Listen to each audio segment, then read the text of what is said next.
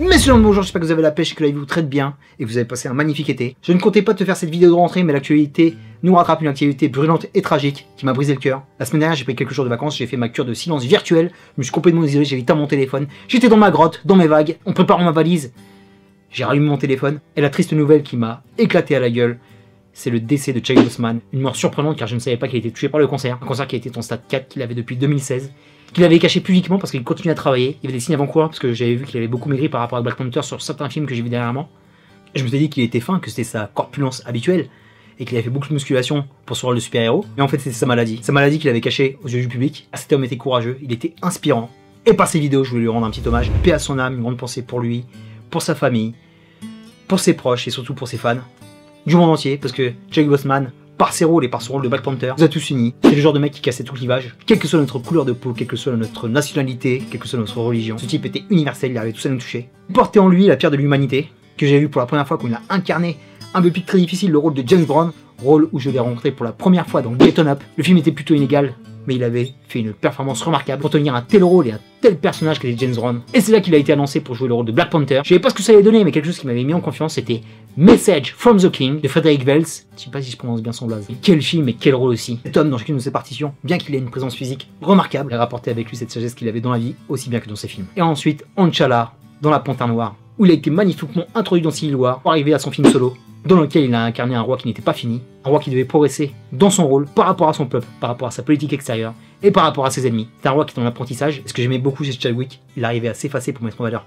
ses collègues, que ce soit Shuri, Okoye et même son ennemi Killmonger. Il a eu l'intelligence de prendre du recul, d'apprendre d'eux, de les affronter. C'était un héros au grand cœur qui n'était pas là pour écraser l'autre, mais pour unifier sa nation. Et c'est pour ça que j'ai pas vraiment apprécié cette critique que Killmonger prenait le pas sur Black Panther, parce que pour un film certes il faut un grand méchant, mais il faut un bon héros pour qu'il y ait un super équilibre. Et là c'était fait parfaitement. Et là où cet homme a été héroïque et inspirant, c'est qu'en apprenant sa maladie, il a tourné pas mal de films ces dernières années.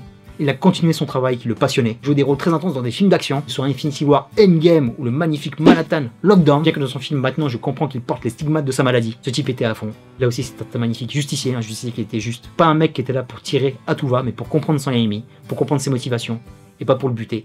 Et Chadwick était tellement à l'aise dedans. Un film un peu sous-coté, mais franchement qui était vraiment au niveau. Si t'aimes le polar, si t'aimes l'action, je te le conseille fortement. Et là où il a brillé de mille feux, et ce, sur sa dernière performance qu'on verra de lui à l'écran, c'est sur le magnifique Dar Five Bloods, frère de sang. C'est un magnifique personnage mystique. Un gourou, mais un gourou au grand cœur.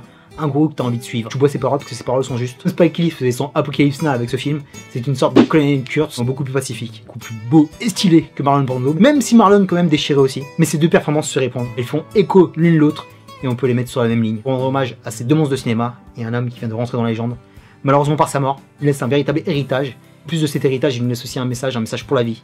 Qui que tu sois sur ce bas monde, que tu sois un des meilleurs dans ta partie comme lui l'était, que tu sois immensément riche avec des moyens, ou pauvre en bas de l'échelle, tu es rattrapé soit par la maladie, soit par un accident, soit par une catastrophe naturelle, tu sais pas ce qui va t'arriver.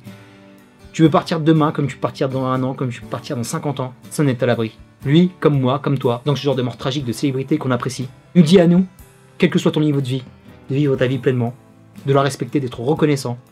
Parce que la vie est précieuse, la vie est fragile, et tu ne sais pas ce qui va arriver demain. De profiter de chaque instant, de profiter des siens, dire je t'aime à un parent ou à un ami, ou de se réconcilier, parce qu'on ne saura jamais de ce que sera fait demain. Ça me fait penser à un de mes potes que j'ai perdu l'année dernière, qui a caché sa maladie, et je l'ai su juste quand lui est parti. Et je peux dire que ça fait terriblement mal. Là ça arrive à Chadwick, ça peut arriver aussi à quelqu'un de ton entourage. Donc toi aussi, sois le meilleur dans ta partie. Et be a good guy. Et tous ces acteurs qu'on a appréciés et qui nous ont quittés subitement, que ce soit par une maladie, que ce soit par rapport à autre chose. Quand je pense à River Phoenix, quand je pense à Heath Ledger, qui étaient comme lui des étoiles montantes qui allaient marquer leur génération, stopper dans leur élan, et qui resteront pour nous des étoiles filantes. Ou même des acteurs qui étaient énormes et que tu pensais immortels. Quand je pense à Robin Williams ou quand je pense à Philip Seymour Hoffman, c'est toujours une bonne droite dans la gueule, c'est toujours triste, et c'est aussi constructif parce que ça te fait revenir à l'essentiel. Et ça nous rappelle à la vie. Bon, j'ai plus les mots, je vais te laisser. C'était pas la vidéo la plus cool par rapport à une rentrée, j'essaierai de me rattraper sur d'autres films. Porte-toi bien, courage si tu reprends le taf. Et on se revoit la semaine prochaine pour quelque chose de beaucoup plus gai. Peace. Chadwick, repose en paix mon Altesse. Wakanda forever.